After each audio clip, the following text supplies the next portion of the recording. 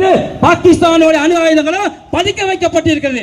அது நமது உளவுத்துறை மூலமாக நமது ராணுவத்திற்கு தகவல் தெரிவிக்கப்பட்டு ஒரே ஒரு குண்டை தான் போட்டோம். எங்க அந்த நூர்கான் விமானப்படை தளத்துல ஒரே ஒரு குண்டை தான் போட்டோம். அந்த குண்டு சும்மா சாம்பிளுக்கு தான் போட்டோம். அதை போட்ட உடனே அல்லாத ஆரம்பிச்சுட்டான் யாரு? அமெரிக்காக்காரன். உடனே பாகிஸ்தான் கிட்ட போறான்.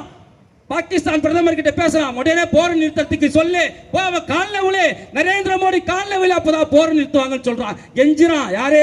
அங்க இருக்கக்கூடிய தளபதி, நம்ம தளபதி கெஞ்சிரா, ஐயா போர் நிறுத்துறீங்க ஐயா, இன்னொரு குண்டை நீங்க போட்டீங்கன்னா எங்க பாகிஸ்தான் உலக வரைபடத்திலேயே இருக்காது, மொத்த அணுகுண்டு நாங்க அங்கதான் வச்சிருக்கிறோம், தயவு செய்து இன்னொரு குண்டை போடாதீங்கன்னு கெஞ்சிரான். அதன் காரணமாக அந்த மக்கள் பாதிக்கப்படக்கூடாது என்பதற்காக நாம் அந்த போரை நிறுத்தினோம். ஆனா இங்க இருக்கக்கூடிய களவாணிய, இங்க இருக்கக்கூடிய தேச விரோதிய, ராகுல் காந்தியை போல அண்டை நாடுகளுக்கு உளவு பார்க்கக்கூடிய தலைவர்கள் இன்னைக்கு என்ன சொல்றான்? ஆபரேஷன் சிந்தூர போரை நிறுத்தியது ட்ரம்ப்னு சொல்றான். ட்ரம்ப்னு நாங்க சொன்னோமா? உள்ளூர்ல இருக்கிற பிரதமர் பேச்சை கேட்க மாட்டேன், கண்ட நாய்ப்பு சொல்றதெல்லாம் நீ கேட்பன்னு சொன்னா நீ இந்தியனாக இருப்பதற்கு உனக்கு என்னடா தகுதி இருக்கு? ராகுல் காந்தி அவர்களே, நீ என்னைக்காவது இந்தியாவுக்கு சாதகமா பேசியிருக்கியா? என்னைக்காவது இந்தியாவுக்கு நீ ஒரு சவாலா பேசியிருக்கியா? கிடையாது. எப்ப பார்த்தாலும் சைனாவுக்கு ஆதரவா பேசுவ, பாகிஸ்தானுக்கு ஆதரவா பேசுவ, பங்களாதேஷுக்கு ஆதரவா பேசுவ. என்னைக்காவது இந்தியாவுக்கும் இந்தியாவுடைய பிரதமருக்கும் இந்திய நாட்டு குடியுரிமைக்கும் ஆதரவாக ராகுல் காந்தி பேசியிருக்கிறான்னு கேட்டா கிடையவே கிடையாது.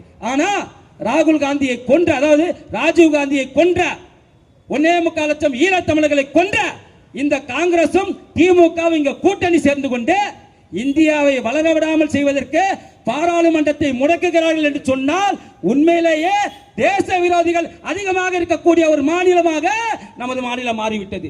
சமீபத்தில் உங்களுக்கு தெரியும், பாராளுமன்றத்தில் மிகப்பெரிய ஒரு விவாதம் நடந்தது. என்னடா விவாதம் நடந்ததுன்னா, நிர்மலா சீதாராமன் சொல்லிட்டாங்களாம், என்னன்னு, தமிழ் படித்தால் பிச்சை கூட எடுக்க முடியாதுன்னு. அட பரதேசிகளா, அட படுபாவிகளா, மானங்கட்டவர்களே, அதை பேசியது நிர்மலா சீதாராமன் கிடையாது. 1943 11வது மாதம் 27ஆம் தேதி உங்கள் தந்தை பெரியார் சொன்னார் இந்த வார்த்தை. என்னன்னு?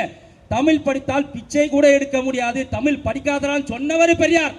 ஆனால் நீங்க அவர் தான் எங்களை தமிழர் தந்தை என்று தூக்கி வைத்து ஆடுகிறீர்கள் சொன்னா தமிழின விரோதி யார்?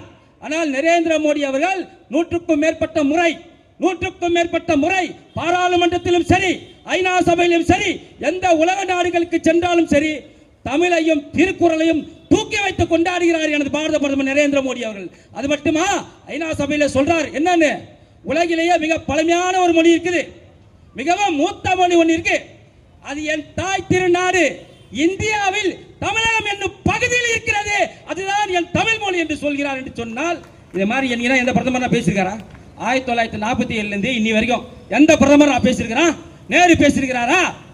மன்மோகன் சிங் பேசியிருக்கிறாரா? விபி சிங் பேசியிருக்கிறாரா? தமிழை பத்தி, தமிழை உயர்த்தி உலக நாடுகளில் பேசக்கூடிய ஒரே பிரதமர் எனது பாரத பிரதமர் நரேந்திர மோடி. அவரை பார்த்து அவர் இந்திய உள்ள விட்டுட்டு தமிழை அழிச்சிருவார்னு சொல்றீங்களே, வெக்கமா இல்லாத சொல்றதுக்கு, உங்களுக்கு மானமா இல்லாத உங்களுக்கு சொல்றதுக்கு, துண்டு சீட்டை கூட பார்த்து ஒழுங்காக படிக்க தெரியாத ஒரு தற்கொலை முதல்வராக நமது முதல்வரை நாம் பெற்றிருக்கிறோம். நீங்களாம் நரேந்திர மோடியை பார்த்து பேசுறதுன்னு சொன்னா அது எப்படி நாங்கள் ஏற்றுக்கொள்ள முடியும்? நாங்கள் இதை எச்சரிக்கையாக சொல்றோம். உலகிலேயே 18 கோடி தொண்டர்களை கொண்ட ஒரே கட்சி, பெரிய கட்சி பாரதிய ஜனதா கட்சி, வேற எந்த கட்சியும் கிடையாது. கும்மிடி பூண்டிய தான்னா முக ஸ்டாலின் யாருன்னு தெரியாது, உதயநிதி ஸ்டாலின் யாருன்னு தெரியாது, இங்க கூடிய எம்எல்ஏ எம்பி எவனுமே யாரும் தெரியாது, கும்மிடி பூண்டி தான்னா தெரியாது. ஆனா உலக நாடுகளே மதிக்கக்கூடிய, இன்னைக்கு 2014 பதவியேற்றார், இன்றைய வரைக்குமே நரேந்திர மோடி தான் உலக தலைவர்கள் பட்டியலில் நம்பர் 1 இருக்கிறார், வேற எவனுமே கிடையாது.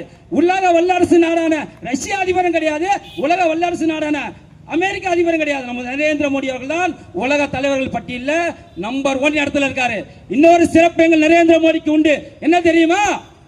இங்க இருக்கிற முதல்வர், அவங்க அப்பா முதலமைச்சராக இருக்கும் போது அவர் மூத்திரவாளியை கையில பிடிச்சிக்கிட்டு பெட்ல இருக்கும் போது கூட தன்னுடைய மகனுக்கு முதலமைச்சர் பதவியை கொடுக்கல, கட்சியோட தலைவர் பதவியை கொடுக்கல. என்ன நம்பிக்கை இல்லை அவருக்கு நம்பிக்கை இல்லை.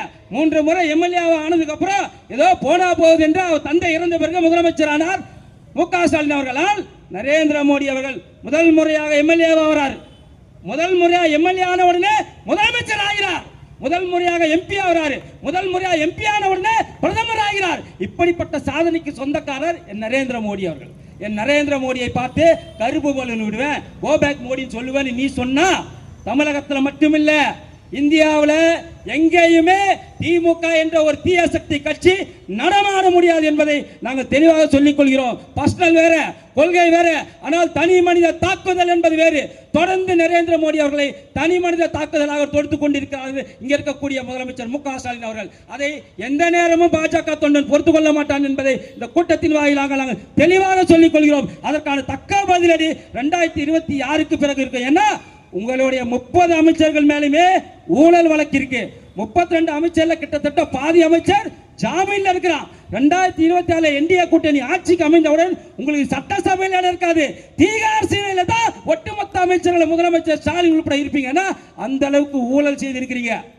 இப்போ எப்பயுமே இவங்க என்ன சொல்லுவாங்க, நரேந்திர மோடி ஆட்சி எங்களுக்கு ஒண்ணுமே கொடுக்கல, பணமே கொடுக்கல, ₹1 கூட பணம் கொடுக்கல, தமிழகத்தை வஞ்சிக்கிறது வஞ்சிக்கிறது வஞ்சிக்கிறதுன்னு சொல்லுவான். 2004 இருந்து 2014 வரைக்கும் யார் ஆட்சியில் இருந்தா? காங்கிரஸ் ஆட்சியில் இருந்தாங்க. அந்த காங்கிரஸ் ஆட்சியில கூட்டணியில யார் இருந்தா? கூட்டணியில யார் இருந்தா? அந்த 10 வருஷம் அமைச்சர்களாக யார் இருந்தா? இங்க இருக்கக்கூடிய ஸ்டாலினோட அமைச்சராக இருந்தது. அப்ப எவ்வளவு தெரியுமா பணம் கொடுத்தான் காங்கிரஸ் நமக்கு? இதெல்லாம் ரெக்கார்டு இருக்கு, போய் வெப்சைட்ல பாருங்க. 96,000 கோடி கொடுத்தான். எவ்வளவு? 10 வருஷத்துல வெறும் 96,000 கோடி கொடுத்தான். அதுல 52,000 மானியம். அந்த மானியம் என்பது கணக்கில் வராது. அப்ப உங்களுக்கு கொடுத்தது பாதி தான், 96,000 கோடி தான் கொடுத்திருக்கிறான். ஆனா 2014 இருந்து 2026 இன்னை வரைக்கும் பாரத பிரதமர் நரேந்திர மோடி அவர்கள் ஆட்சியில தமிழகத்துக்கு வந்த பணம் எவ்வளவு தெரியுமா? 7,25,000 கோடி ரூபாயை இங்க நாங்க கொடுத்திருக்கிறோம். ஆனா ₹1 கூட கொடுக்கல, ₹1 கூட கொடுக்கல. எப்ப பார்த்தாலும் அலர்து யாரே இந்த முதலமைச்சர் மு க ஸ்டாலின். அவர் சொல்றாரு, என்னன்னு சொல்றாரு, எங்களுக்கு ஜல்ஜீவன் திட்டத்தில் இலவச குடிநீர் திட்டத்தில் பணம் வரல, அதே போல சர்வ சிக்ஷா அபியான் கல்வி நிதி வரல, அதே போல இலவச வீடு கட்டம் அதுக்கும் பணம் வரல, நகர்ப்புற அதாவது இந்த ஊராட்சிகளுக்கெல்லாம் பஞ்சாயத்து ராஜ் சட்டப்படி மத்திய அமைச்சர் தான் பணம் கொடுக்குறாங்க, அந்த பணமும் எங்களுக்கு வரல. அப்ப நீ என்னதான் பண்ற? மக்களோட வரி பணத்தை வாங்கி நீ என்னதான் பண்ற?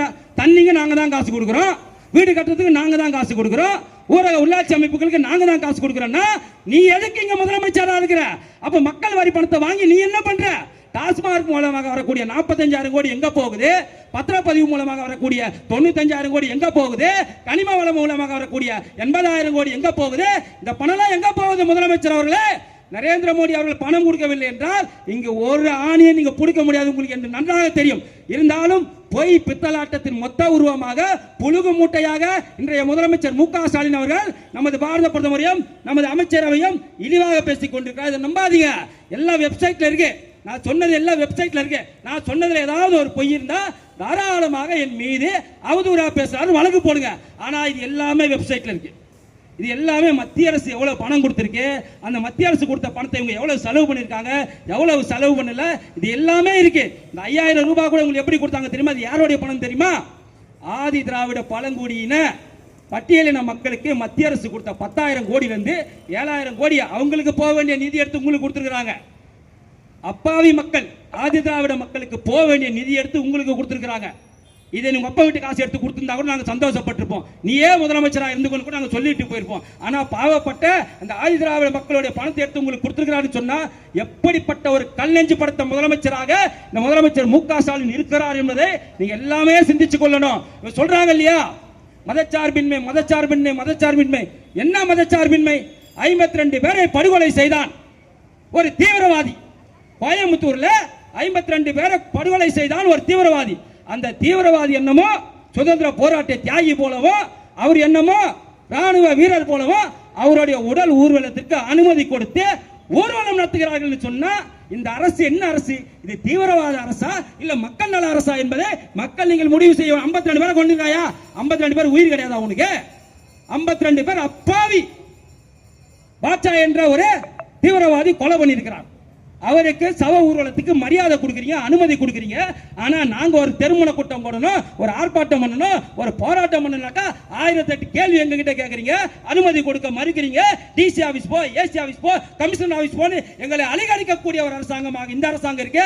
ஆனால் ஒரு அடிப்படைவாத அமைப்பு, பிரிவினவாத அமைப்பு அனுமதி கேட்கும் போதெல்லாம் தாராளமாக அனுமதி கொடுத்து அவர்களுக்கு இங்க கலவரம் தூண்டக்கூடிய அளவுக்கு அனுமதி கொடுக்குறீங்கன்னு சொன்னா இப்படிப்பட்ட அரசாங்கம் உங்களுக்கு வேண்டுமா வேண்டாமா என்பதை மக்கள் நீங்கள் தீர்மானித்துக் கொள்ள வேண்டும். கடைசியாக ஒன்று சொல்லிக் கொள்ள விரும்புகிறேன். இதுக்கு முன்னாடி 2% ஓட்டுல தான் ஆட்சியை இழந்திருக்கிறார் எடப்பாடி பழனிசாமி அவர்கள். உங்க எல்லாருக்குமே நன்றாக தெரியும். 2021 நமக்கு அவங்களுக்கும் 2% ஓட்டு வித்தியாசம் தான். ஆனா இப்போதே கிட்டத்தட்ட 12% ஓட்டு வித்தியாசத்துல திமுகவை தோற்கடித்து பாரதிய ஜனதா கட்சி தலைமையிலான அதிமுக கட்சி தலைமையிலான என்டிஏ கூட்டணி ஆட்சி தமிழகத்தில் அமைந்தே தீரும். அதற்கு நாம் அனைவரும் உறுதுணையாக இருந்து நாம் எட்டலைக்கோ இல்ல தாமரைக்கோ இங்க யார் நிற்கிறாங்களோ அவங்களுக்கு வாக்களிக்க வேண்டும் என்று சொல்லி வாய்ப்பு பாராட்டி விடைபெறுகிறேன். நன்றி, வணக்கம்.